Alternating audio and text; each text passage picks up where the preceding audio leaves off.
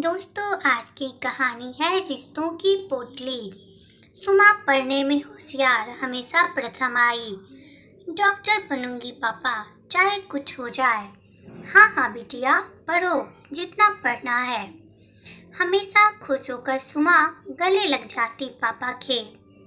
BSc की ही थी कि सुमा के पापा को हार्ट अटैक हुआ। चाचा ताऊ जी सब एक ही घर में रहते। आंगन और रसोई एक ही था, बस कमरे अलग।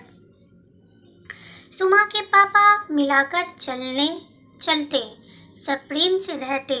पर अचानक आए हार्ट अटैक से सब घबरा गए कि कहीं उनके बाद सुमा की पढ़ाई शादी की जिम्मेदारी न लेनी पड़े।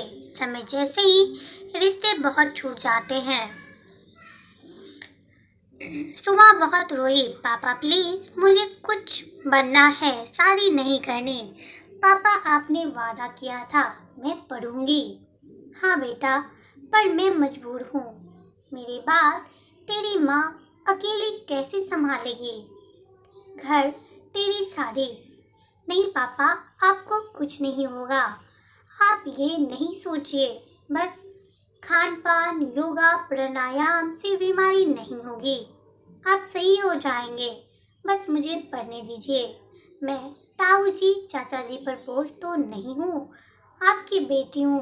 फिर उन्हें क्या। पर सुमा की किसी ने चलने नहीं दी और सुमा के पापा को उसके सामने ही शादी के लिए मना लिया गया। और करीबी रिश्तेदार का बेटा था सुमेर, से शादी कर ली गई। सुमा के अरमान धरे रह गए। रोई पर कोई नहीं सुनने वाला था। किताबें रद्दी में देने चली सास तो हाथ पैर जोड़कर सुमा ने किताबें स्टोर के कमरे में रखकर पढ़ने के अरमान दफन कर दिए। उधर पिता भी चल बसे। चाचा ताऊ जी ने रिश्ता नहीं रखा जैसा रखना था। मम्मी वहीं उस घर में गुजर बसर करती। सुमा का साल में एक बार जाना होता, वो भी बस सुबह से शाम तक। माँ ने अपनी चुलबुल सुमा को गृहस्थ बना देखा, कुछ कर भी नहीं सकती थी, बस खुश रहे ससुराल में। तब भी मायके जाती तो पापा की इच्छा थी मिलकर रहे तो सबके पास जाती। पर ताई चाची बेमन से मिलते की देना ना पड़े कुछ। ताई मुस्कुराती कहती, सुमा बस अब कुछ नहीं दे पाऊंगी, हाथ तंग है। तुम्हारी मम्मी की जिम्मेदारी भी हम पर है, उन पर ही खर्च हो जाता है। पर सुमा मन में जानती थी कि नौकरानी की तरह माँ दोनों के घर का काम करती रहती। माँ से सारे काम कराती ताई या चाची। माँ चुपचाप अपना दर्द छुपा लेती। माँ मुझे पता है कि आपको ये सब कैसे रखते हैं। नहीं सुमा, नजरें चुराते बोली, सब बहुत प्यार करते हैं, तो बहुत दिनों में आई इसलिए लग रहा है। 2 वक्त की रोटी चाहिए बस। सुमा बोली, वो भी इसलिए देते हैं कि आप सारा दिन काम करती हो। वो दोनों बैठी रहती हैं और इस मकान पर जो ध्यान है उन सबका। सुमा धीरे बोल, बिटिया सुन लिया तो राई का पहाड़ बन जाएगा। तेरे पिताजी रिश्तों को महत्व देते थे। रिश्तों की उनकी बनाई पोटली है, संयोज कर रखी हूँ। सहकर बोलो माँ, सहमी हो सब इसलिए। कैसा व्यवहार है जानती नहीं क्या मैं। अच्छा चल छोड़ तू भी हर बार क्या बात को पकड़कर बैठ जाती है। रिश्ते निभाने ही होते हैं, सब अपने ही तो हैं। कुछ कहना बेकार है माँ तुमसे। जब मन या शरीर जवाब दे रहा हो तो कोई जरूरत नहीं दोनों के घर काम करने की। अच्छा ठीक है, चल खाना खा ले, साग बनाया है। आपके हाथ का बना साग, वाह। गांव में कुएं के पास वाली चाची दे गई। सुबह की सुमा के लिए बना लेना। दुख में बहुत साथ निभाती है। तेरे पापा के सामने बड़े अच्छे रिश्ते थे हमारे, बड़ा मान रखती है तेरे पापा का। चल अच्छे से ससुराल जा, सबका ध्यान रख, मेरी चिंता नहीं करना। शुमा उदास मन से लौट आई। कुछ कर भी नहीं सकती थी। ससुराल वाले माँ को रखने में राजी नहीं थे।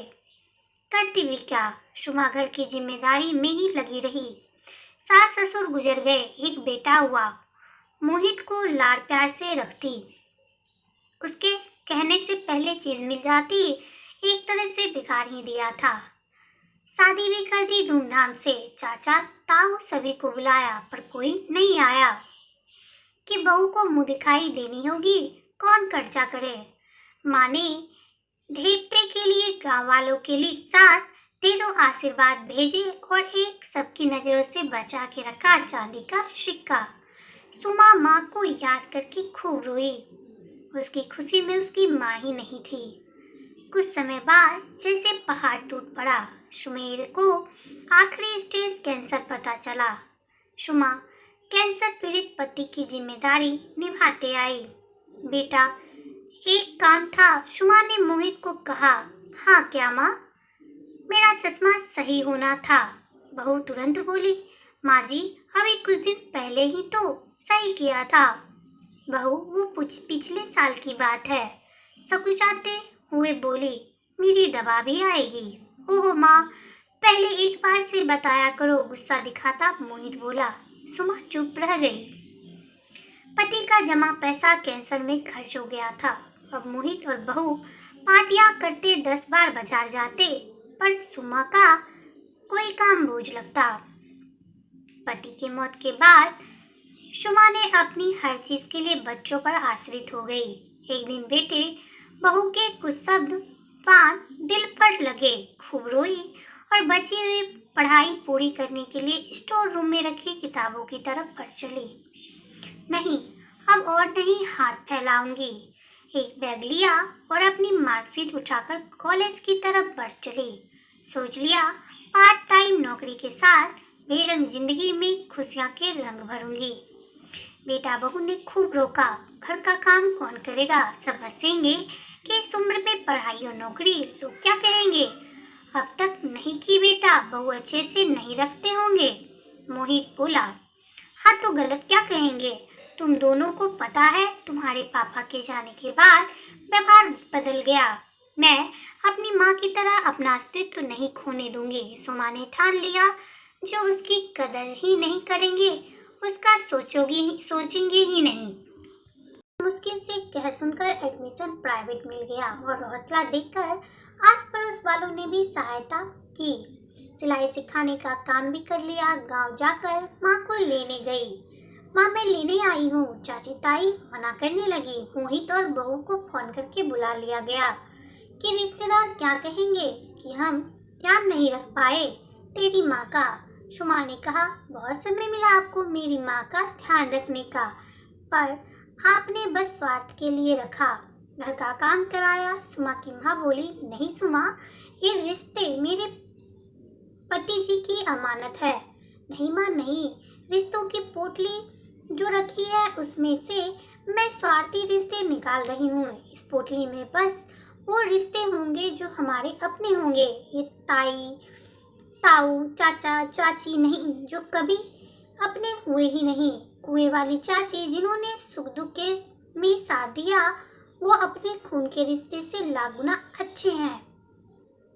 अब नहीं माँ, मैं पापा के जाने के बाद अपने को आपके जैसा नहीं बनने दूंगी। जहाँ मान सम्मान नहीं, वहाँ क्यों हाथ फैलाए या झुके। मोहित और बहू ने मेरे साथ ऐसा व्यवहार ना किया होता तो अपनी पढ़ाई, अपना अस्तित्व सब भूल गई थी। याद नहीं आता, ठोकर खाकर सब सीखते हैं। मोहित और बहू को भी रिश्तों की पोटली से निकाल रही हूँ। मोहित और बहू शर्म से नजरें झुकाए खड़े थे। तुरंत सुमा के पैरों में गिर गए। माँ, आज के बाद से माँ, आपकी बात ने हमारी आंखें खोल दी। सुमा की आंखें आंसुओं से भरी, दोनों को गले लगा लिया। सांप का भूला घर आ जाए तो भूला नहीं कहेंगे। मोहित बोला, माँ, बिना स्वार्थ वाले रिश्ते की पोटली हम भी संयुक्त कर रखेंगे। चलो माँ, नानी अपने घर चलो। मोहित और बहू हाथ पकड़कर सुमा और सुमा की माँ को बाहर ले आए। रिश्तों की पोटली में से स्वार्थ भरे रिश्ते निकाल दिए थे। अब थी रिश्तों की प्यार से भरी पोटली साफ। अगर आपको मेरा ये छोटा सा प्रयास अच्छा लगा हो तो आप मेरे चैनल को लाइक शेयर और सब्सक्राइब जरूर करें। साथ ही बेल आइकन को प्रेस करें और कमेंट करके ये बताना बिल्कुल ना भूलें कि आपको ये कहानी कैसी लगी।